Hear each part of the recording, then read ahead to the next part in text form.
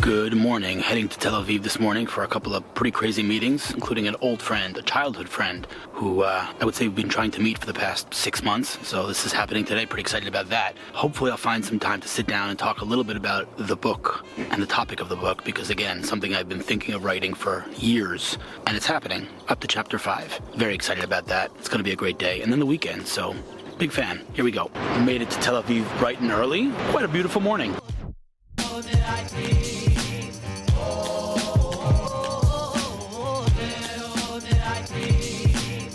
So as I wait for my first meeting to come, thought I'd talk a little bit about what I'm busy with nowadays when I'm not working with the startups that I'm advising, when I'm not vlogging, when I'm not blogging, when I'm not learning some Torah, when I'm not working out. The spare time, after all of that, I'm writing a book. It has been on my bucket list for years, and I've always wanted to write about kind of my business philosophy, which is something that I've written about in the past, others have written about in the past in general, and about me. Yesterday, an article came out in a Dutch newspaper about kind of my story and my strategy, but in any case, the topic of the book is extreme giving in business. Not to be confused with karma and the resulting karma when doing good, but actually business, like, you know, monetary returns, return on investment, helping companies, and then it end up paying off for you. Again, there have been books on the topic. Give and Take wrote about that, and the Canvas strategy, which I talk about often, is about that. And again, I'm not the first person to talk about it, but I do want to talk about it and break it down in terms of how to do it, what not to do, what yes to do. You know, there's a whole world out there, and something that, again, I kind of have been doing over the past decade and never really had a name for it. But anyway, so I just finished chapter 5 this morning. Never wrote a book before, so I have absolutely no clue in terms of length, in terms of logistics and publishing and distribution, all that stuff I'm learning as I go along. But one of the first things I'm going to have to figure out is a title to the book. So again, the topic is just giving others, whether it's advice, whether it's intros, and not asking for anything and not expecting anything and not taking anything even when you're given. You know, whether that's a finder's fee for making an introduction to an investor or other things, these are things that I don't and have never done. So I do have to think about a title for the book. As of now, I'm thinking the word extreme has to be in there, because it's not just giving. You know, a lot of people give, but you have to actually go all in on the strategy. You have to actually do it to the extreme. Anyway, I am thinking of a title, so would love to hear some thoughts from you. Up to chapter 5, it's one day maybe I'll talk about the best hack and how I'm writing this book, given the little time that I have, but that's a topic for another time. That's one. The second thing that I want to just put out there is that I'll be in New York in 2 weeks, January 3rd to January 10th. I'll be speaking at my elementary school, SAR Academy, along with several other places, including APAC, which is an organization that, you know, I'm a mega fan of. Kind of, I would say, bridges the gap, or the bridge between America and Israel, and kind of works on that relationship, which I think is an extremely important relationship. I actually was just tweeting about it this morning, that it concerns me, given all the support that the President of the United States has been showing Israel lately. There's a lot of anti-Semitism out there, so APAC is more important now than ever. So very excited to be speaking there. I'm also going to Miami and Boca to speak there. It's going to be a 6 or 7 day trip that's going to be super duper intense, but I will be there, so if you're around, ping me. In any case, the book, if you have good ideas for the titles, do let me know. First meeting starts in 15 minutes. Maybe I'll get her on camera, maybe I won't. We shall see. All in all, I'm very excited about this day. Send me titles. So I am sitting here at WeWork Israel with someone I think I know for a couple of decades, probably, no? Yep. We went to high school together? Did we go to high school together? We were in the same high school for a period, yeah. Right. Where'd you go to high school? No. Oh, so you left Cory? Yeah. Got it. Okay, so I would say I know you from 84 different directions. For starters, your brother is the biggest clown in my neighborhood. But the truth is, honestly, jokes aside, his brother had a miraculous, truly miraculous story happen to him, which we're not going to get into, but his nephew was hit by a Jeep? Yeah. And he was, I hate to say, I don't know if you could say on his deathbed, but it was not a good situation. Not good. Right. And so everybody created a Facebook group, and the entire community came together and prayed and supported, and now he's just playing sports, doing this, he's living normal life. Skiing in Europe. Skiing in Europe, unfreaking believable. Anyway, so who are you? Yair Solow, CEO of CyGov, cybersecurity firm that... Wait a second, dude. Yeah. What are we jumping to work for? Tell me about yourself a little bit. Father of 4. That's more important. Live in Modi'in. Grew up here in Israel, served in the army. Are you from the States, by the way? Originally Teaneck, New Jersey. Teaneck, New Jersey, like every other Jew in the world. Love it. Okay, and what is your, I also know your wife for 100 years. What's she up to? She is a lawyer, real estate lawyer. You guys are kicking butt. Loving it. Okay, cool. She's how many kids? 4. 4 kids. Very nice. All right, so give me your background a little bit, because you have an interesting background, I think, a diverse background. Yeah, so I was in the financial services space for many years. My last role before I started this company, I was actually a senior executive at Visa. Global, yeah. Cool. Global credit card brand. I managed marketing and communications for them for a few years, and I was also involved in helping them launch their innovation hub here in Israel. Cool. What did you do before that, by the way? Before that, I had a different startup in the financial services space. And Are you a finance guy? What's your education? No, marketing, communications, business background. Yeah. So surprising. How'd you get into finance in the first place? Started a credit card loyalty brand like 10 years ago. Yeah, it has. I didn't know you were involved in that. Yeah. You founded it? No, I was. Zev? Yeah. Wow. I ran their local business unit for many years, and then led marketing communications for them and the business development. That was a story. Yeah. I don't even know what happened with them. Tell me off camera. But anyway, okay. So Visa, innovation, blah blah blah, and then you're like, I'm doing this thing on my own. Yeah. So what are you up to now? So we launched a company that is focused on helping other companies around the world and governments manage their cyber risk and vulnerabilities. Let me just cut you off. Sure. Forgive me. Right? We're good enough friends that I can cut you off rudely. I really like what you told me before. I think most of you are listening. You hear cyber, you're like, all right, I'm out. Like you're talking to me Chinese. I don't know anything about cyber. I'm not a cyber guy. I'm not a security guy. But what you told me before, I think really at least spoke to me, resonated with me, which is that all these enterprises, all these massive companies, whether it's banks, government, whatever it is, are spending millions and millions of dollars with firewalls and antivirus and all this jazz. And then the cleaning lady, as you said, can literally go in at night and put a thumb drive into the computer and like hack your entire system. And not only can this cleaning lady do that, but because the cleaning lady is the lowest paid employee in the company, they're also the easiest to extort. So if somebody does want to hack into your system, there's an easy way in, and there's not much you can do about that because you're not taking a look at your cyber strategy in that kind of perspective. You're thinking about your firewalls and your advanced technology, but what about the easy vulnerabilities? So that's kind of I would say the outlook or the philosophy of your company is take a holistic view, which by the way is one of my favorite words, just so you know, holistic, I love that word. Holistic view on your entire infrastructure, maybe. Yeah. And try to pinpoint vulnerabilities, even if they're not maybe so obvious, something that most people think about, but taking a step back and looking at it from a holistic perspective enables you to kind of prevent vulnerabilities. Yeah, something that you hit the nail on. You can work for us. Totally. I mean, the focus is completely on a holistic cybersecurity model that was developed here in Israel, and the idea is to look at cyber not just from the technological point of view, but from areas of physical security, intelligence, strategy, and so on, so that you're really trying to address the problem from where it's actually coming today. And if you look around the world, you also see these global attacks are hitting these companies time after time, and that's despite the fact that they're not necessarily the most advanced or sophisticated attacks. Every time I hear a story like that, I'm like, how in the world was someone able so easily to hack into like these massive companies' systems, like and compromise millions of sometimes billions of users? Like, how did they not, patch that vulnerability up before? It's crazy to me. But like you're saying, there are things that you don't even like contemplate that are just easy ways in. Yeah. Love it. So tell me about the company a little bit. So the company set out around 14 months ago. Our goal was to build a platform, which we completed 2 months ago, which helps organizations manage their risk and readiness. One of the big challenges we saw was that when companies try to assess their current readiness level and then try to address their problems, there's a huge challenge there, both in analyzing the information and then afterwards, prioritizing what they fix first and how they fix and so on. So, by the way, this is the result of ADD, and you might think this is completely like out of the blue, but I think about this quite often in the medical world, right? We all, I'm sure you also, I have many friends that are unfortunately very, very sick with cancer, and some of them are really, really sick with cancer. And I always think to myself, and I've actually spoken to doctors and oncologists about this, how is it that there's no really effective way for me to say, make sure I'm clean? Like, just check me, make sure, because, and I've heard from oncologists, like, you can, but that will create more radiation, then you'll end up finding things that are not, dangerous, you'll get more nervous, you'll have more radiation, and it's like a self-fulfilling prophecy, I guess, whatever the word is. So you're like, where the hell is he going with this? And my answer is, what you're doing basically is that for the cyber world. You're saying, here's my system, just make sure I'm covered. Yeah, I mean, was that like totally? No, that was very accurate. We're basically moving companies from a post-breach approach, which today most of the world is in. Everybody kind of addresses breaches from a reactive state to a much more proactive state to the pre-breach state. We're like completing each other's sentences. This is cute. I like it. That's amazing. So how many people are in the company right now? We have 6 people full-time. We have around 15 people who are part-time. And they're all engineers?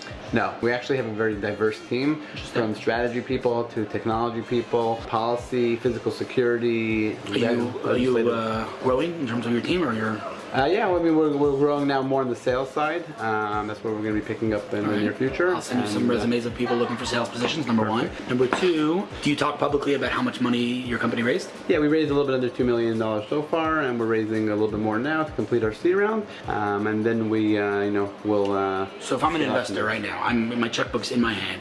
Sell me on this thing. Why is this a good opportunity? What is the FOMO here? You know what I always say? I talked about this so many times. The fundamental principle, underlying principle and strategy in fundraising and marketing in general is 4 letters. FOMO, right? If you create FOMO, fear of missing out, and I as an investor feel like if I don't write a check right now, I'm going to miss out, that's when I take out my check. If I don't feel like I'm going to miss out, then I'm not taking out my check. FOMO me, please. So I'll FOMO you. I guess the amazing thing right now is that we completed the platform, our first version of it, and now we're actually getting in front of clients from some of the largest companies in the world to smaller companies and medium-sized companies, and the feedback that we're getting is off the charts. We're going live with a whole bunch of companies very quickly, a lot quicker than we had anticipated. So I think the validation that we're getting for both the challenge that we're trying to address as well as the solution that we're providing are very, very strong at this point. Well, I'm sold. No, if I could write a check, I'd write a check because of you. People say invest in people. This guy is like, this is the real deal. I love it. But and also your partners in this venture. I mean, you mentioned some names to me before. Who's like your people that are involved? Who's on your team? Give me some names. So Eli Ben Meir, former number 2 in Israeli intelligence, retired last year as a general after 30 years in the military. Is one of my founding partners. Our CTO is Gal Shmueli, former cyber CTO for the Israeli military as well. So very senior names, and because we have such great senior guys, we've managed to attract very talented, talented staff underneath them as well. So we really, the talent side for us is actually less of a challenge, which has been great so far. So are you fundraising right now, or a little bit right now? Okay, so if an investor is watching this, or an entrepreneur is watching this, or a salesperson, or somebody that wants to reach out to you for any reason, wants to use your product, whatever it is, what's the best way to contact you? The best way is to email us. You can email me directly at YSOLOW@CyGov, CYGOV.co. All right, let's try that again. So his name is Yair Solow, so it's YSOLOW at CYGOV.co. CyGov.co. What is CyGov, by the way? CyGov is a cybersecurity firm helping companies. But what is the name? Well, it's cyber governance and... Big words, man. Holy smokes. All right, man, this was like way too geeky for my liking. I'm just kidding. It was great. But it sounds awesome what you're doing. And, let me know how I can help beyond the things we talked about. If something pops into your head you think I can help with, I'd love to help. And, good luck, man. Own it. Thank you. Good luck, dude. On my way to Mythos now to meet a CMO of a Dutch startup who reached out through my website. Pretty much zero context of this meeting, not sure what we're there to talk about other than eat good meat at Mythos. So, how was that steak? Oh, it was delicious. Thank you so much for this suggestion. Have you had some good Israeli food while you were here? Oh yes. So in general, Israeli food is so delicious. Are you a foodie? Are you a big foodie person? Oh yes. I always bring back some hummus because that you don't get in Scandinavia. All right. So let's talk about you for 1 second here because you're quite a fascinating story. But first, we originally just connected completely cold. Like you just contacted me through my website and you're like, I'm in Israel. Let's meet. And that's our meeting. That was how it happened. How did you even come across my website? I'm just curious. Yeah. So the thing was that I have been looking very much into what's going on in startup scene in Israel, especially in Tel Aviv. Right. There's a lot of talk in Silicon Valley around. There's so much stuff happening in Tel Aviv, and I was going here and I was thinking I need to meet with some interesting people. And I started looking up online, and I actually came across your Twitter profile and came across your website as well. And I was thinking, why not just, nobody will thank you for not asking. And I'm so happy. I would like to say, I'm so happy that you also would take the time to meet with me. Oh, what are you talking about? I'm happy you took the time to meet with me. What are you talking about? No, I'll tell you, I just came back from Silicon Valley a couple of weeks ago, and it's actually remarkable to see that it's true. Everyone's talking about Israel. Yes. And think about it. Israel is like a little speck on the map. We're like this tiny little country, and look, it's a remarkable thing. But think of how many software engineers that you have been producing over the time, It's unbelievable. And there were so many great software engineers coming out of Tel Aviv, and going into the, after they finish their military service, they're going into making a startup, and that is what I think have sort of, skyrocketed this, and it is a talk of town. Right. How are you doing here in Tel Aviv and in Israel in general? Right, it's true. So, who are you? What's your name? So, my name is Stine, and I'm from Copenhagen, Denmark, and I have been working with a startup recently, and I have also been in part of the corporate world. I'm very much interested into new technology, emerging technologies, and digital trends and social media also. I've been interested. What are you not interested in? That's a good question. No, I don't think we have time for that. That's true. But you seem to have a lot of interest and a lot of experience as well. And you've kind of, like you said, you work in the corporate world, you work in the startup world, you've accumulated a lot of experience. And now, is it fair to say that you are looking to kind of give back? Yes. So I really think that I've learned so much through the last 6, 7, 8 years, and I really feel that I would like to reconnect with the whole tech startup scene, where I can give back of my experience and my time. And I think you have the similar thing. A lot of people reach out to you and ask, would you look at this? What should I do here? Does this pitch deck work really well? And I really like that people are reaching out, and I would like to do more of that. And I would like to, set up a more professional way to help these startups, because I think there is a lot of knowledge there that needs to be shared. And as you say, it's time to give back. Right, and you're not looking necessarily to monetize this right now. Not for now, no, not at all, because I'm in a privileged situation where I can go about this and just, engage whatever I feel is interesting. And so for me, it's about learning things, and it's about doing interesting things, and I would like to do it on a global scale. So I love that. And, we just enjoyed a very good steak and a good meal, and we talked about it, and I said to you, one of the first things I said to you is we have a lot in common, because I want my steak medium rare. That too. Yes. By the way, very impressive, very impressive. But the waitress was like, medium rare? Like, what? People don't get that, but that's the only way to eat steak. But that aside, I am writing the book right now about this exact thing, which is, giving, just giving, like pure, just giving, without expecting, without wanting, without taking, just giving is actually good business. And it seems to me that you've understood that, and you plan on implementing that, which is super awesome. But just kind of give me your elevator pitch here for Israeli companies. If an Israeli company is watching, what are you looking to do right now? You're looking to find some of the most interesting companies in this country and do what? Help them with what? So I'm looking to support companies that are working with emerging technologies, within machine learning, within deep learning, with all of algorithms and those things. And because I've already been part of it and I know what's going on, I really, really, really would like to engage in that. For me, it's about great people with great ideas trying to do new things that they're not really sure how they're going to get to market. Okay, so listen to this. Here's my proposal. Since this is not live and my editor can easily edit this out, yes, is it okay to say that without saying anything, because you can't say anything, you've done big things? Is that okay to say? You've done big things. Yes, we can say that. You've done big things. I've done big things. Can't talk about it? I have experience with and done big things. So, of course, this is something we can't talk about, but when she says that she wants to help startups, this isn't some random person saying, I want to help startups. This is somebody that's been there, done that, and big scale, major done that. And now she plans on just giving from her experience and her knowledge and her skills to anybody that can use and leverage her skills. Exactly. So that's super awesome. I would love to. And my goal now is to help me help you, which is to find the coolest companies in Israel. And by the way, we should also say that not only are you looking to help with your knowledge and resources and everything, but you actually can deploy capital as well. Yes, at some point, obviously, if it makes sense, my experiences and the way the market is now, that's not necessarily the biggest thing.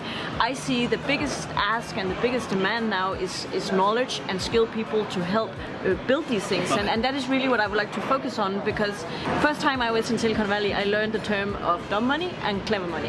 And I would really like to be the supporter of knowledge and clever things rather than just capital for the sake of capital. Okay, so let's have this contract right now. Let's sign a deal right now. Here's the deal. I send you cool startups. Yes. You buy me cool steak. For sure, I already did that. So now you need to send me some startups. And I'm going to send you startups, and then when you come back to Tel Aviv, you can buy me more steak, and I'll send you more. I will come anytime to Tel Aviv. That was awesome. It was really cool to meet you. I'm happy you reached out, and I'm sure we'll work together for a long time in the future. For now, I'm going to start sending you some cool companies. You're going to do your research, and we're just going to figure out how we can help cool Israeli companies scale globally. That is so much a deal. Thank you so much. Awesome. Fantastic to meet you. You too. I made it home. A couple of more things to do today, but it's not bad coming home to this. Those skies. Insane. One of the first things that I ordered when I ordered my iPhone 10 is a wireless charger, and it just arrived. iPhone. That is going to save me a whole lot of annoyances with plugging in my phone and with the ripped Apple cords. Why can't Apple make better charging cables? I don't know. Very happy about this. Actually a really cool looking thing. Little green thing going on there called... I'm a fan. All in all, this was a great week. Hanukkah, so it was a pretty short week, but it was a good one. Next week's great, and the week after that, New York City. Super pumped. See you next week.